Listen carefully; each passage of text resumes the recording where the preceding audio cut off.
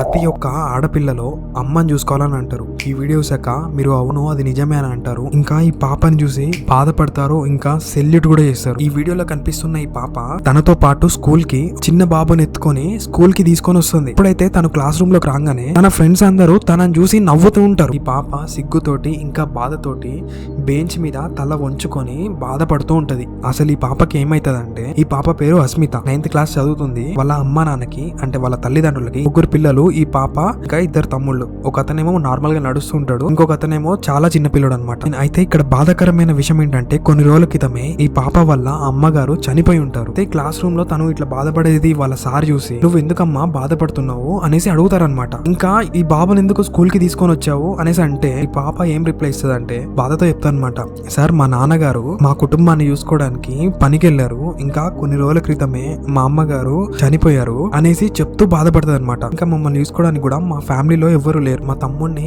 నేనే చూసుకోవాలి సార్, ఇంకా నాకు స్కూల్ కి వచ్చి చదువుకోవడం ఇష్టం, ఇంకా మా తమ్ముడిని చూసుకోవాలి కాబట్టి నేను ఈ రెండింటిని మేనేజ్ చేసుకోవాలి కాబట్టి మా తమ్ముడిని తీసుకొని స్కూల్ కి వచ్చేసాను సార్ అనేసి ఏడుస్తూ చెప్తూ బాధపడుతుంది అనమాట. చూడండి, మనకి మన పిల్లలకి స్కూల్ కి వెళ్తున్నప్పుడు మనకున్న బ్యాగే బరువు అనిపించేది, కానీ అదే స్కూల్ కి వెళ్లే ఈ పాప తన తమ్ముడి బరువు బాధ్యతలన్నీ తన మీద వేసుకొని ఈ పాప స్కూల్ కి వస్తుంది. ఈ వీడియో ప్రతి ఒక్క పేరెంట్ తన పిల్లోడికి చూపెట్టాలి, ఎందుకంటే నిజమైన బాధ్యత అంటే ఇలాగుంటది. మీరు పడేది అసలు బాధే కాదు, మీకు అన్ని ఉన్నాయనేసి వాళ్ళకి తెలియాలి. ఈ పాపకి నా సైడ్ నుంచి ఒక బిగ్ సెల్యూట్. ఈ వీడియో పాప ప్రతి ఒక్క ఇండియన్ కి చేరాలి, ఇంకా అందరూ ఇన్స్పైర్ అవ్వాలి. ఇలాంటి వీడియోస్ నేను మీ ముందుకు తెస్తూనే ఉంటాను. అప్పటి వరకు నా పేజ్ ని ఫాలో చేసి పెట్టుకోండి. అంతవరకు జై హింద్, జై భారత్.